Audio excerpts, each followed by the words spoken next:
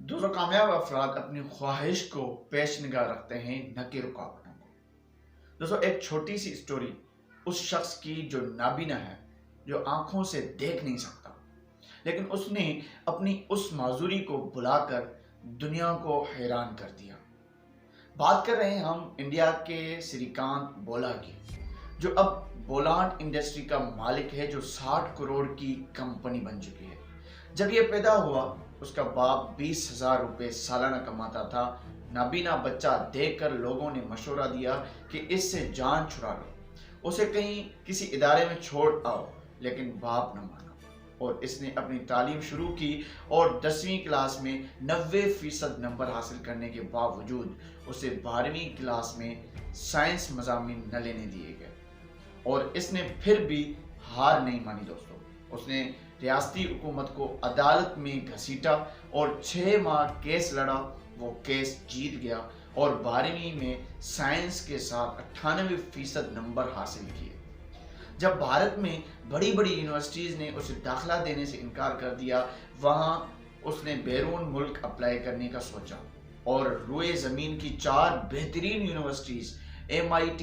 Stanford, Barclay اور carnage نے نہ صرف اس سے داخلہ دیا بلکہ اسکالرشپ بھی دی۔ اس نے MIT کو منتخب کیا، یوں وہ MIT کا سب سے پہلا نابینا طالب علم بنا۔ دوستو محنت اتنی خاموشی سے کرو کہ تمہاری کامیابی شور مچائے۔ دوستو 2012 میں US سے واپسی پر اس نے بولانڈ انڈسٹریز کے نام سے سیٹ اپ بنایا، اور آج اس سیٹ اپ میں 60% لوگ یا تو غریب ہیں یا تو معذور ہیں، اور ان غریب اور معذوروں کے باوجود یہ سیٹ اپ 60 کروڑ کا بن چکا ہے۔ دوستو کہتے ہیں نا کہ انسان کو کوئی چیز نہیں ہرا سکتی جب تک وہ خود ہار نہ مان لے۔ دوستو سری کانت بولا کے مطابق میں دنیا کی نظر میں اندھا تو ہوں، اور جب ان سب نے کہا کہ یہ اندھا ہے، کچھ نہیں کر سکتا ہے، تو اس وقت میں نے ان سب کو دیکھ کر کہا تھا میں سب کچھ کر سکتا ہوں۔ دوستو اسی طرح اگر آپ سوچ رہے ہیں کہ میں کامیاب نہیں ہو سکتا، میں امیر نہیں ہو سکتا کیونکہ میں تو غریب ہوں، میرے پاس تو اتنی انویسٹ نہیں ہے، میں تو اتنا پڑھائی میں ہوشیار نہیں ہوں،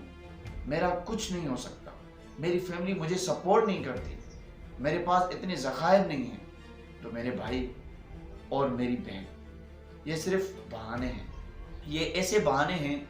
جیسے ہمارے معاشرے میں کسی شخص کو کہیں کہ چلو نماز کا ٹائم ہوا ہے، وہ اسی وقت کہتا ہے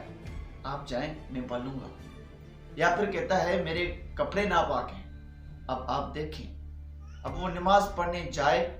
تو پڑھ سکتا ہے نا، اسے طاقت ہے نا، وہ مسجد بھی جا سکتا ہے، لیکن وہ نہیں پڑھتا۔ اب آپ سوچیں کتنی محنت نماز پڑھنے میں لگتی ہے،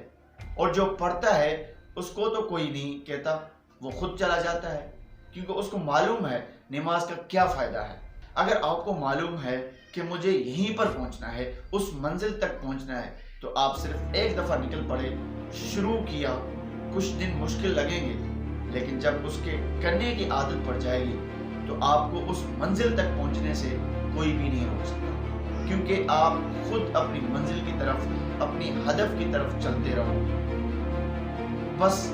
رکنا نہیں۔ جب مشکلاتیں آ رہی ہوں، دل بے چین ہو رہا ہو، کام کرنے میں دل نہیں لگ رہا ہو، تو اپنی منزل کو یاد کرو نہ کہ ہار۔ دوستو جس طرح ہر مصیبت میں ایک نمازی نماز نہیں چھوڑتا بلکہ اور نفل نماز پڑھتا ہے اور عبادت کرتا ہے، اسی طرح آپ کام زیادہ کرنا شروع کر دیں، نہ کہ کم کرنا شروع کریں، بس جلد ہی اپنی منزل تک پہنچ جاؤ۔ وہ کہتے ہیں نا کہ زندگی کسی کی بھی آسان نہیں ہوتی، زندگی کو آسان بنایا جاتا ہے پیار سے، خلوص سے، اپنائیت سے، اور سب سے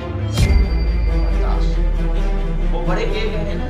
کہ محنت اتنی خاموشی سے کرو